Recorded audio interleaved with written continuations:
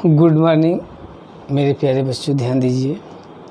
आज हम आप लोगों को विद्युत रसायन के एक और इम्पॉर्टेंट टॉपिक विद्युत रासायनिक श्रेणी, उसके लक्षण और उसका उपयोग के बारे में बताएंगे। यह टॉपिक इस लेसन से में भी इसका बहुत महत्व है और बहुत सारे एग्जाम में भी इसका बहुत महत्व है। क्या है ये विद्युत रासायनिक श्रेणी? क्या है? कह रहा है कि विभिन्न तत्व जो है उसके मानक इलेक्ट्रोड विभव को यदि हम घटते हुए क्रम में, सबसे ऊपर अधिक वाले उससे कम, घटते हुए क्रम में यदि हम व्यवस्थित करते हैं, विभिन्न तत्वों को यदि हम उसके घटते हुए मानक इलेक्ट्रोड विभव के क्रम में व्यवस्थित करते हैं तो एक श्रेणी प्राप्त होती है। घटते हुए क्रम में व्यवस्थित करते हैं तो क्या होती है? एक श्रेणी प्राप्त होती है, जिसको हम कहते हैं विद्युत रासायनिक श्रेणी। किसे कहें भाई? यदि हम भिन्न भिन्न तत्वों को उसके मानक इलेक्ट्रोड विभव के घटते हुए क्रम में व्यवस्थित करते हैं तो एक श्रेणी प्राप्त होती है, जिसको कहते हैं विद्युत रासायनिक श्रेणी। ठीक, अब ये जो श्रेणी मिलेगी इसका कुछ लक्षण होता है। तो पहला लक्षण कह रहा है कि श्रेणी में धातु आयनों की जो ऑक्सीकरण क्षमता है, श्रेणी में जैसे ही हम ऊपर से नीचे आते हैं, श्रेणी में क्या करेंगे? हम ऊपर से नीचे आते हैं तो बढ़ती है क्या चीज़? ऑक्सीकरण क्षमता। विद्युत रासायनिक श्रेणी में धातु आयनों की जो ऑक्सीकरण क्षमता होती है, श्रेणी में जैसे ही आप ऊपर से नीचे आएंगे तो ऊपर कम और नीचे आने पर ऑक्सीकरण क्षमता क्या होगी? बढ़ेगी। ऊपर कम और नीचे अधिक होती है। ठीक, दूसरा कह रहा है कि विद्युत रासायनिक श्रेणी में धातु आयनों की जो अपचायक क्षमता है, ऑक्सीकरण क्षमता तो होगी कि ऊपर से जैसे नीचे आएंगे तो क्या होगी? ऊपर कम होगा, नीचे बढ़ जाएगी। और अपचायक क्षमता है वो उल्टा होती है, वो ऊपर से नीचे आने पर घटती है। श्रेणी में ऊपर से नीचे आएंगे तो अपचायक क्षमता ऊपर अधिक होगी, नीचे क्या होगी? कम है, घटती है। जबकि ऑक्सीकरण क्षमता क्या होती है? ऊपर से नीचे आने पर बढ़ती है और अपचायक क्षमता ऊपर से नीचे आने पर घटती है।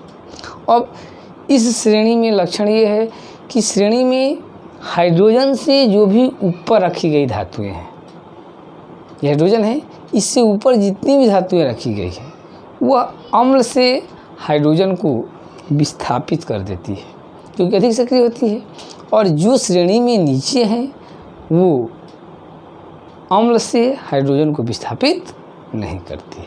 मतलब कि जो अधिक सक्रिय धातुएं हैं हाइड्रोजन से, उसको श्रेणी में ऊपर रखा गया है, और जो धातुएं कम सक्रिय है उसको हाइड्रोजन से नीचे रखा गया है।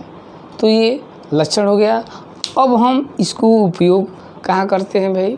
तो इस श्रेणी का उपयोग हम करते हैं कि कोई भी रिडॉक्स अभिक्रिया संभव है या नहीं।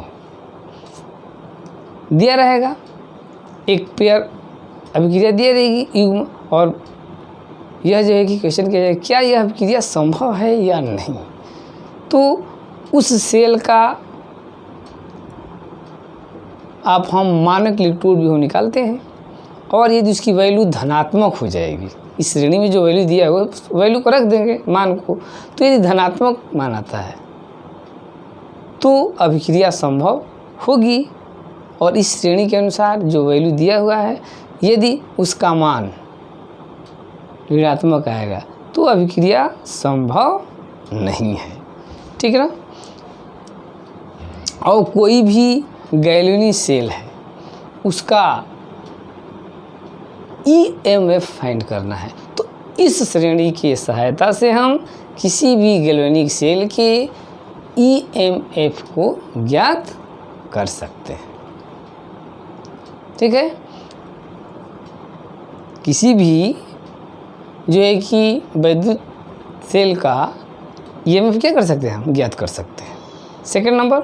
और थर्ड उपयोग है कि श्रेणी को यूज करते हुए हम यह देख सकते हैं कि श्रेणी में जो धातुएं दी हुई है क्या वो अम्ल से हाइड्रोजन को विस्थापित करती है। तो जानते ही हैं भाई, श्रेणी का उपयोग करेंगे हम, देखेंगे जो ऊपर यदि है तो लिख देंगे कि हाँ यह धातु अम्ल से हाइड्रोजन को विस्थापित करेगी। और यदि वह धातु श्रेणी में नीचे रखी गई है तो लिख देंगे कि यह धातु इसका उपयोग करते हुए अम्ल से हाइड्रोजन को जो है कि विस्थापित नहीं करती है। तो ये इसका उपयोग हो गया। हम क्वेश्चन में बार बार इस श्रेणी का यूज करेंगे, ठीक है ना। तो आज ये हो गया हम लोगों का वैद्युत रासायनिक श्रेणी, उसके क्या लक्षण है और क्या उसका उपयोग है। अब हम नेक्स्ट टॉपिक में बहुत ही इंपॉर्टेंट चीज़ बताएंगे आप लोगों को, वो है नर्स इक्वेशन। ठीक, तो आप लोग कहीं मत जाइएगा। अगला टॉपिक मोस्ट इम्पॉर्टेंट को जानने के लिए अलर्ट रहिए, मेरे चैनल को सब्सक्राइब कर लीजिए और आइकन बेल दबा लीजिए कि यूं ही वो टॉपिक इस पर लोड करेंगे तुरंत आप लोगों के पास नोटिफिकेशन मिल जाएगा। तब तक के लिए नमस्कार।